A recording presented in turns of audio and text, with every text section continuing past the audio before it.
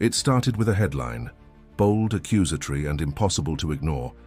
What is Bruce Willis's family hiding? Beneath it, a glossy magazine article painted a picture of secrecy and manipulation, suggesting that the actor's loved ones were shielding the public from the full truth of his condition. Within hours, the story spread across the internet like wildfire. Social media lit up with opinions, assumptions, and outrage. But not all of it was in defense of Bruce. People who once admired him now raised questions. Was his family exploiting his legacy? Why hadn't they disclosed more? Where were the full medical details? The article insinuated just enough to spark doubt, but not enough to offer facts.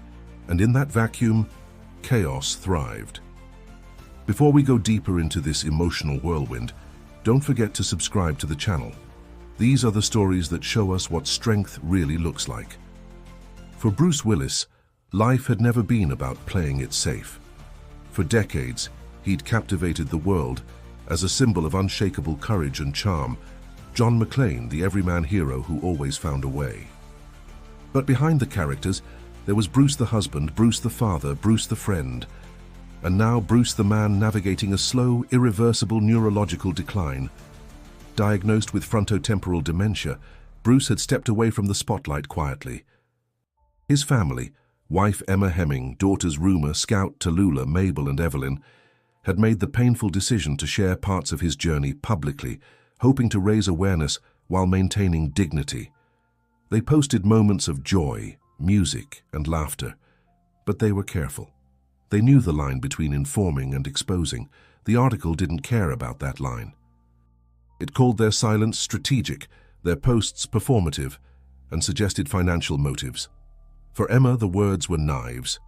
She'd already been fighting battles most couldn't see: nighttime confusion, unpredictable emotions, the quiet terror of watching the love of her life disappear in slow motion. And now she was being accused of controlling the narrative for attention. Emma tried to shield Bruce from the worst of it, but Bruce wasn't gone, not yet. He could still sense the shift in atmosphere. He noticed the whispers, the long phone calls, the way Emma's voice cracked when she thought he couldn't hear. And though he sometimes struggled to find words, he knew this. His family was under attack. So for the first time in months, he asked for something. "Let me talk," he said simply. Emma froze. He hadn't said something that clear in days. His voice wasn't loud, but it was steady. His eyes, once the sharpest tool in his acting arsenal, were full of something deeper than defiance. They held clarity. Emma didn't know what to say. Could he really express what he wanted to? Would people understand? Would they respect it? Bruce didn't push. He just waited. And after a moment, Emma nodded. She didn't know yet what he would say or how much he could say, but she knew this. The man who had faced explosions, villains, and impossible odds on screen wasn't afraid of a magazine article. He wasn't ready to be spoken about. He wanted to speak for himself. The next day, they sat down with a pen, a voice recorder, and a little patience. Whatever came next wouldn't be filtered through PR agents or lawyers. It would be Bruce, raw, honest, unforgettable, and the world had no idea what was coming. Before Bruce Willis became a household name, he was a kid from New Jersey who dreamed of doing something bigger than himself. Acting didn't just give him a career, it gave him a purpose. And for decades, he used that purpose to connect, to entertain, to protect. Whether it was Die Hard, The Sixth Sense, or Unbreakable, there was always something unmistakably real behind the roles. He wasn't pretending to be a fighter. He was one. That part never changed. Now, with time catching up to him in ways no villain ever could, the fight had shifted. It wasn't about car chases or explosions anymore. It was about holding on to identity, even as memory slipped away. It was about preserving dignity, especially when the world wanted a spectacle. Emma knew this. She saw it in the quiet ways Bruce still reached for her hand when the room felt unfamiliar, or how he smiled when the girls played music he used to sing along to. There was a rhythm to their new normal. It was tender, imperfect, but full of life. But the article had thrown a grenade into that fragile space. Emma felt torn. She wanted to protect him from the noise, but Bruce had made a choice. He wanted to respond, not with anger, not with defense, but with truth, and he wasn't alone. Their daughters, especially Scout and Tallulah, had grown up in the eye of the storm. They knew fame, they knew pressure, and they knew their father. The man who used to stay up late helping with science projects between film shoots. The man who sang them to sleep with silly lullabies. The man who had always shown up, even when others didn't. Now it was their turn. Scout took to social media, addressing the criticism with poise and power. "You can speculate about our choices," she wrote, "but don't mistake our silence for shame.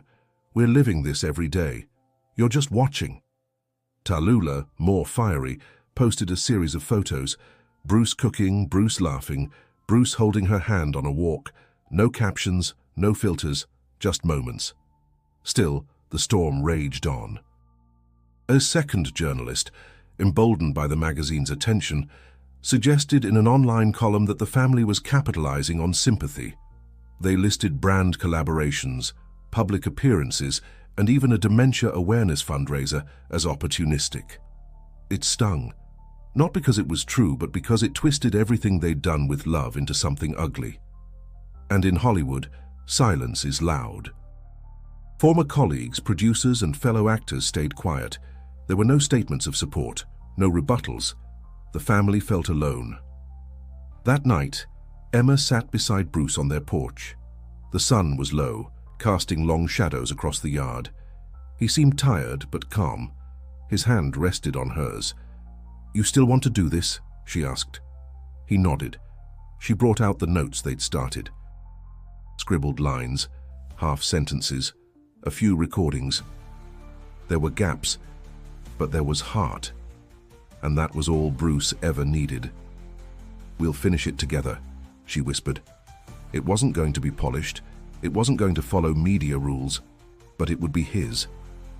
What began as fragments would soon form something stronger, a message not crafted by PR teams, but by a man determined to protect his name, his truth, and the people he loved. They had no idea if anyone would listen, but they were going to speak anyway. The letter wasn't long, it wasn't polished, but it was unmistakably Bruce. With Emma's help, he had poured out what he could. Memories, reflections, fragments of thought that somehow held together. It wasn't about grammar. It wasn't even about clarity. It was about intention, about letting the world know that behind the silence lived a voice still full of love and fire. Emma posted it on her Instagram, captioning it simply, "From Bruce. To you." In the first hour, there were a few hundred likes, some kind comments, a few skeptics. But then, something happened. A well-known actor reposted it with the words, "This is strength." Then a director, then a singer, then a flood. By the end of the day, the post had reached over 2 million views. Major news outlets quoted it in full. Celebrities shared it with tears in their captions. Fans created videos reading the letter out loud, pausing to wipe their eyes. Because what Bruce had written wasn't a defense. It was a reminder. He spoke of childhood memories, how his mother used to sing to him when the world felt too loud, how his father taught him to fight not with fists but with dignity. He talked about becoming a father himself, about the moment he held Rumor in his arms and realized nothing he ever achieved would matter more than being hers. And then, with disarming vulnerability, he addressed the illness. "I don't know what tomorrow looks like," he wrote. "Some days I don't even know what today looks like, but I know this: I love my family, I trust them. And they don't owe anyone more than that." He didn't name the magazine. He didn't attack the writer. He simply said, "I've lived my life in front of cameras, but not every moment is a movie. Some things belong only to us." It was as if the world paused to listen. Not just to a celebrity, but to a man slowly losing his voice yet choosing to use it for something real. The backlash against the magazine came fast. Readers flooded their comment sections demanding apologies. Talk show hosts praised Bruce's grace. Influencers who had previously speculated began to apologize. Some admitted they'd been wrong to judge. Others thanked Bruce for reminding them of the human being behind the headlines. One message, left anonymously, stood out among the thousands. "I lost my father to the same disease. I've never heard anyone describe it so gently, so truthfully. Thank you, Bruce." Emma read that comment 3 times. She had worried no one would understand, that his condition would muffle his meaning, but instead it had amplified it. There was no filter, no pretense, only truth. And people had responded not with pity, but with respect. Their daughters watched the reaction unfold in awe. For so long, they had felt like they were carrying something no one could see. Now, the world was helping carry it with them. Bruce didn't fully grasp the scale of the moment, but he smiled when Emma read him some of the replies. Especially when she whispered, "They hear you." For the first time in weeks, his laugh echoed through the house, light, free, like music remembered. And just like that, the story had changed. Not because Bruce shouted louder, but because he spoke honestly. And that, more than any action scene or dramatic twist, captured hearts around the world. But the storm wasn't over yet. The ripple became a wave. After Bruce's letter went viral, silence was no longer an option for many who had known and worked with him. One by one, voices began to rise, not in defense, but in recognition. Demi Moore, Bruce's former wife and lifelong friend, posted a photo of the two of them from years ago, smiling with their kids in a sunlit backyard. Her caption read, "No one knows the quiet strength Bruce carries better than his family. I've seen it for decades. What you read in that letter, that's the real him." Then came M. Night Shyamalan, who had directed Bruce in some of his most emotionally resonant roles.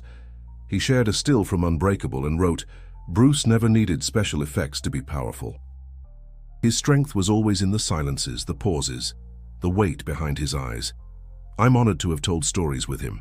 Other actors followed. Colleagues from Pulp Fiction, The Fifth Element, Moonrise Kingdom.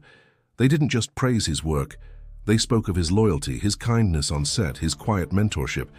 Suddenly the conversation shifted again. The magazine, now under heavy scrutiny, released a vague statement.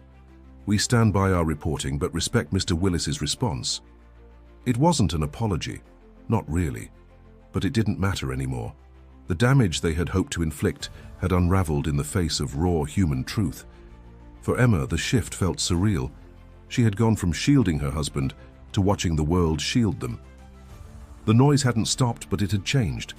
It was no longer a barrage of suspicion, it was a chorus of solidarity. One morning, she sat down with Bruce and showed him a clip a fan had posted.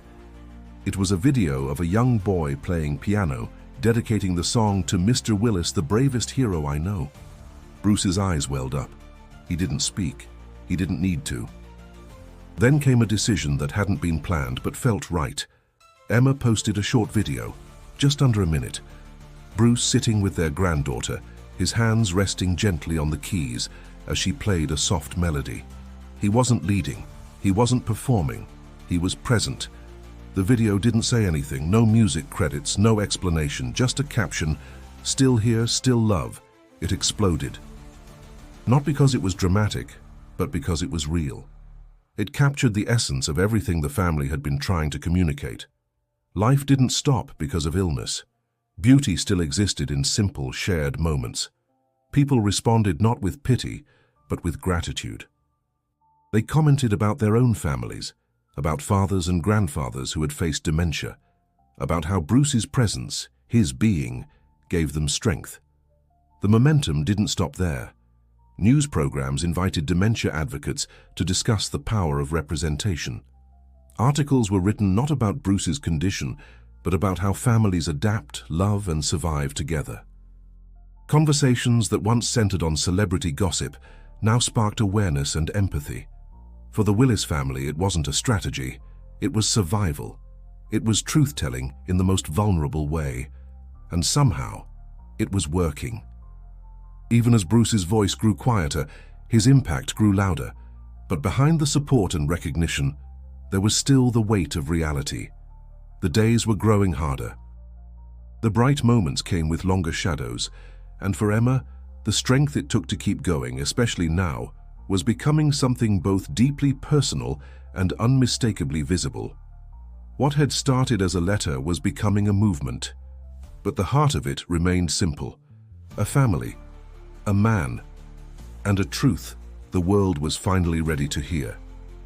The letter didn't just restore Bruce Willis's reputation, it reshaped it. Across the country, conversations began to shift. News anchors, once focused on celebrity gossip, now invited neurologists and dementia caregivers to speak about patient dignity and family strength. Advocacy groups saw surges in attention. Donations to frontotemporal dementia research spiked. People were finally listening, not just to Bruce, but to the millions of families navigating similar journeys in silence. A senator from California, during a speech on healthcare access, quoted Bruce's letter on the Senate floor. "Not every moment is a movie," he read aloud. "Some things belong only to us." It was met with a rare stillness, followed by applause. Bruce's words had become more than a defense. They were now a beacon. Emma, overwhelmed by the response, received calls from global health organizations. They wanted to collaborate, to share their story as part of broader awareness campaigns. She hesitated, not because she didn't believe in the cause, but because their story had never been about attention. It had always been about love. But she realized something. The world wasn't just watching anymore, it was learning. She agreed to participate in a campaign focused on caregiver mental health, speaking candidly about exhaustion, fear, and the tiny victories that kept her going. Her voice, once full of hesitation, now carried the quiet power of someone who had seen darkness and chosen to stand anyway. Meanwhile, Bruce continued to live with moments of clarity and confusion. He still laughed when one of the girls told a joke he didn't quite understand. He still reached for Emma's hand in crowded rooms. He still paused to look at old photos, as if confirming the pieces of his life were still his. And through it all, the world kept showing up. Strangers wrote letters, fans mailed artwork. One child sent a crayon drawing of Bruce with a cape, titled "My Favorite Hero." The family read every message they could, often through tears, reminded that connection could outlast even memory. In the quiet of their home, surrounded by reminders of both past and present, Emma reflected on what Bruce had become, not just to her, not just to their children, but to a world that needed to see a different kind of strength. His legacy was no longer limited to film roles or red carpets. It had evolved. It now lived in the courage to be vulnerable, in the choice to speak truth over silence, in the grace of letting others see the struggle. One afternoon, Emma posted one final message. "This journey isn't over. It changes every day." But what Bruce wanted, more than anything, was for people to know that love, real love, isn't loud. It's consistent. It's imperfect. And it doesn't fade just because someone changes.